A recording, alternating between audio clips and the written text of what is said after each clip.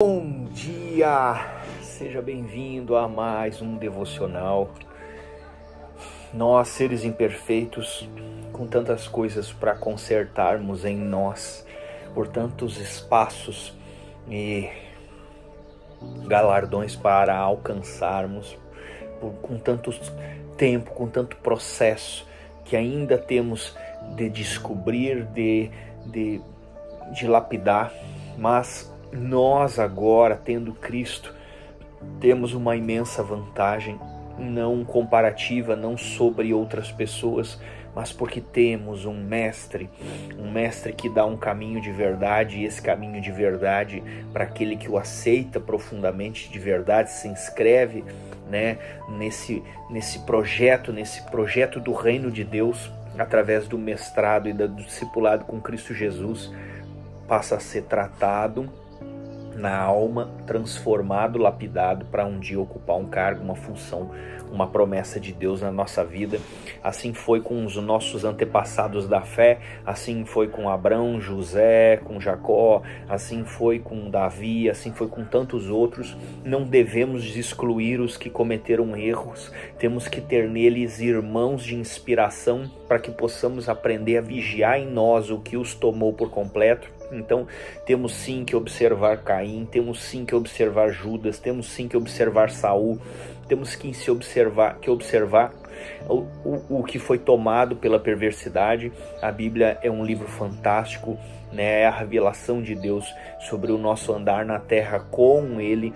Então temos sim que recorrer à Bíblia para nos instruir, para estarmos em comunhão com um caminho sincero, um caminho real, um caminho de verdade.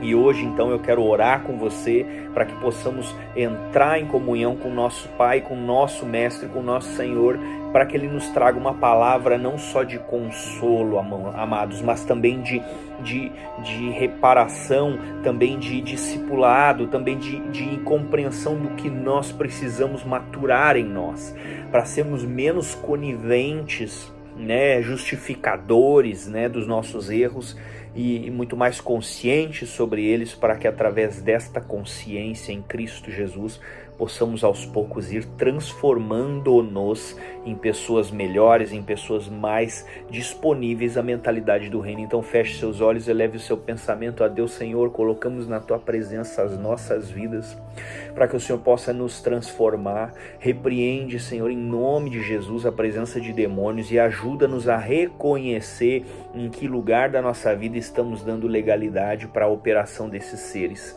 Senhor, pedimos ao Senhor que nos ajude a tratar dentro da nossa alma os altares que ainda estamos dando o espaço, legalidade, tanto nós quanto o nosso sistema familiar, a lealdades inconscientes de demônios, de potestades e principados demoníacos que tenham sido vividas por nós ou por outros, mas que estão ativas por permissividade, por escolhas de deixarmos com que isso esteja ali, por fazermos vista grossa, por sermos pouco ousados, por sermos passivos demais em nosso posicionamento espiritual. Senhor, a divisa está, o muro, o neutro, o ponto, esse lugar que eu já ocupei e que tantos ocupam, ele está na divisa do mal.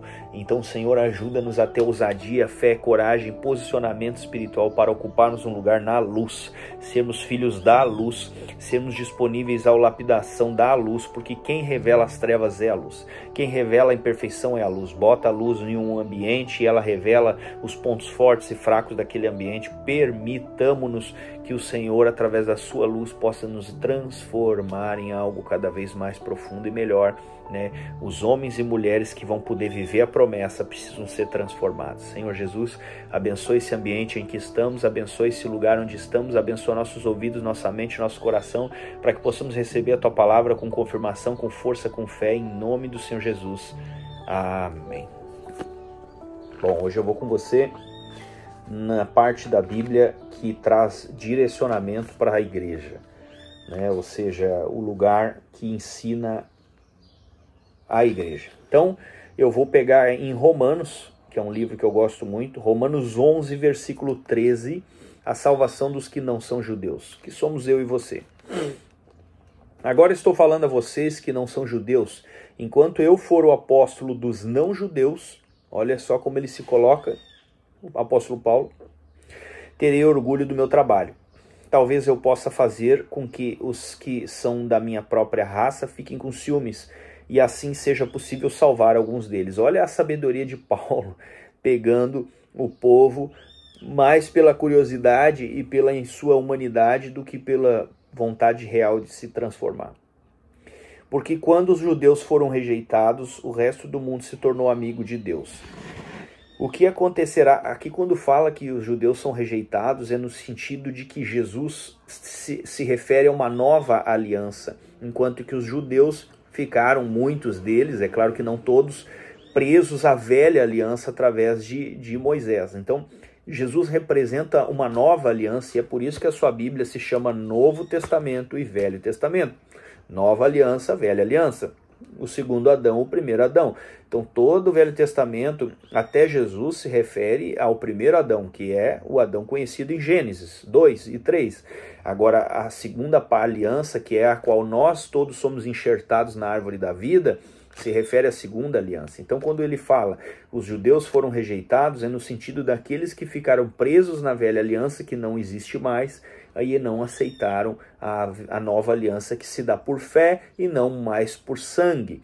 Ou seja, não há mais aliança de sangue com Deus. Aqui existe uma aliança feita em Cristo Jesus por fé. Não há mais sacrifícios, não há mais genealogia física. O que existe agora é uma genealogia espiritual. Somos coligados a Deus através da vida de Jesus. O que acontecerá então quando eles forem aceitos? Os que estiverem mortos receberão a vida. Isso pode ser tanto literal quanto uma transformação espiritual.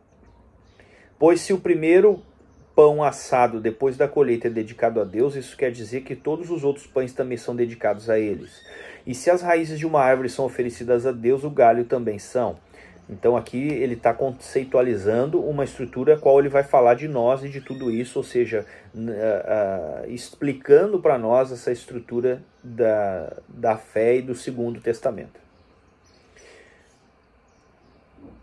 Então alguns galhos da oliveira cultivado foram quebrados, ou seja, os judeus, alguns deles foram retirados da árvore. E um galho de oliveira brava foi enxertado a ela, ou seja, eu e você. Pois vocês, os não-judeus, são como aquela oliveira brava e agora tomam parte na força e na riqueza espiritual dos judeus. Fato real. Você é impossível que não experimente a mudança na sua vida espiritual quando você aceita Jesus de verdade e se liga a Deus, ao Pai dele, que passa a ser nosso Pai adotivo. Portanto, vocês não devem desprezar os galhos que foram quebrados, jamais. Nunca condenem aqueles que estão em uma situação de desvantagem, porque ela pode ser momentânea. Como é que vocês podem estar orgulhosos? Vocês são somente galhos, não são vocês que sustentam a raiz, é a raiz que sustenta vocês. Ou seja, honremos, meus irmãos, honremos os judeus, honremos os católicos, honremos os protestantes, honremos tudo que veio antes. Isso é sistêmico, isso é espiritual, isso é fundamento bíblico para que você possa continuar ganhando a unção que você tem. Porém vocês dirão, sim, mas os galhos foram quebrados a fim de darem lugar a nós. Isso é verdade, mas lembrem que eles foram quebrados porque não crerão. No entanto, vocês continuam na oliveira porque creem. Essa é a única coisa que nos mantém na oliveira, é a fé irrestrita em Cristo Jesus e Deus. E não tenham orgulho disso, pelo contrário, tenham medo. Se Deus não deixou de castigar os judeus, que são como galhos naturais, vocês acham que ele vai deixar de castigar vocês. Vejam como Deus é bom e também é duro. Ele é duro para os que caíram e bons para vocês se continuarem sempre confiando na bondade dele. Senão vocês também serão cortados. E se os judeus abandonarem a sua descrença, serão enxertados na oliveira cultivada, pois Deus pode enxertá-los de novo. É verdade ou não é? O ponto aqui que eu quero falar com você hoje é o seguinte. A relação com Deus depende de uma sequência de coisas a qual você cumpre ou não cumpre. E Deus é Deus. Ponto final. Você não pode, eu quero dar uma metáfora para você, querer mudar a natureza do sol. Você vai dizer coisas sobre o sol, vai pensar, vai dizer coisas, o sol é assim, o sol é assado, mas o sol é sol. E se você for ao sol do meio-dia, no alto do verão, sem a devida proteção, você se queima. E aí, o sol é bom ou o sol é mau? Então, na verdade, existem leis que quando você se adequa a elas é uma bênção. Deus é a própria lei dele. Deus é a própria luz. Deus é a sua própria natureza. É Deus e Deus é sua própria natureza. Então, todas essas coisas em que Deus é, eu sou o que eu sou, né? Yahvé, Yahweh, significa que Deus é imutável. E você não pode mudar Deus pela sua opinião. E não vai. Você vai dizer, eu vou ao sol ao meio-dia e não vou me queimar. Isso é uma fantasia, isso é uma ilusão. Então, eu vou fazer como eu quero, vou cultuar o que eu quero e não terá consequências. Isso é uma ilusão. Então, o que eu estou querendo te dizer aqui? Olha a palavra do que do que o nosso irmão está dizendo.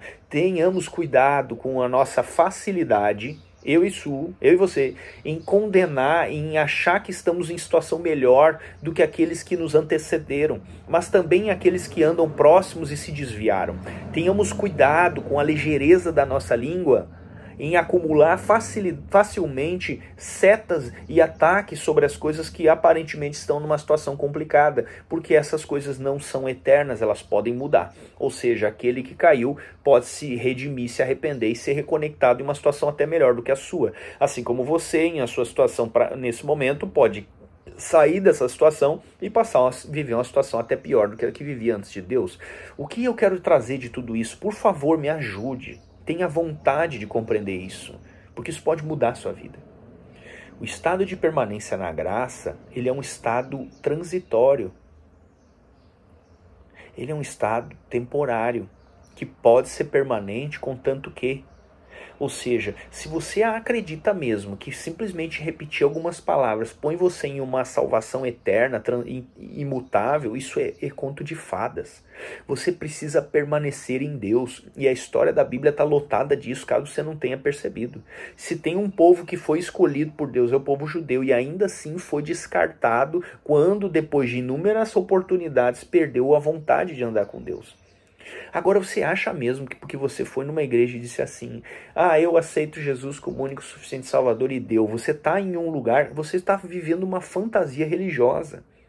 Essa frase, ela é poderosa, mas ela tem que vir de um lugar profundo de você, que coloque você diariamente em reunião com Cristo. Diariamente, se você por acaso repetiu isso uma vez e todos os dias da sua vida você anda por conta de outros movimentos, de outros motivos, de outras lealdades, você acha mesmo, você acredita, você acha que você está vivendo a graça, mas você possivelmente jamais experimentou a graça espiritual porque ela se sente no corpo. Quando você acessa, realmente está em comunhão com o estado espiritual de comunhão com Deus, você sente dentro do seu corpo. Você sente uma mudança dentro do seu corpo. O seu ambiente ao redor fica diferenciado. Então, aprender as inúmeras camadas de ascensão no reino é fantástico e importante. E eu recomendo que você tenha essa ambição. Tenha a ambição de ascensão espiritual. Não ascensão de cargos dentro de religiões e instituições. Ascensão espiritual, que te dá dons, capacitações e facilidades de administrar-se dentro desse corpo, dentro desse mundo, porém, em uma consciência cada vez mais próxima da do nosso Mestre, que é Cristo. Cristo Jesus, mais do que tudo que ele fez na cruz e nossos pecados, que é o tema central de muitas das nossas falas, ele vem nos abrir espaço no mundo espiritual para vivermos níveis de consciência que jamais atingimos antes dele e jamais atingiremos sem a ajuda dele. Porque ele conhece o caminho da escalada da consciência humana e pode nos orientar para que possamos atingir esses estados. Quando você vai lendo as cartas de Paulo, você percebe que Paulo, mais do que exortar uma fidelidade, uma fé absoluta em Cristo, também ele exorta a possibilidade de uma ascensão espiritual, assim como ele desejou e manifestou para si próprio. Deseje por isso. Deseje uma ascensão espiritual que torne você um homem melhor, um rei melhor, um líder melhor, um rei que eu digo do seu pequeno reino. O Rei dos Reis e o Senhor dos Senhores continua sendo Jesus Cristo. E isso não vai mudar jamais. Você não vai ocupar o lugar de Cristo. Mas você pode acessar até em algum ponto a consciência em que ele acessou. Isso ele é dado a você porque o reino é vasto, abundante e próspero. E especialmente aqueles que amam, desejam e anseiam pelas coisas de Deus. Que Deus abençoe a sua vida, que você tenha um lindo e fantástico dia e ambições espirituais perante o reino, não de cargos e funções, mas de ascensão espiritual.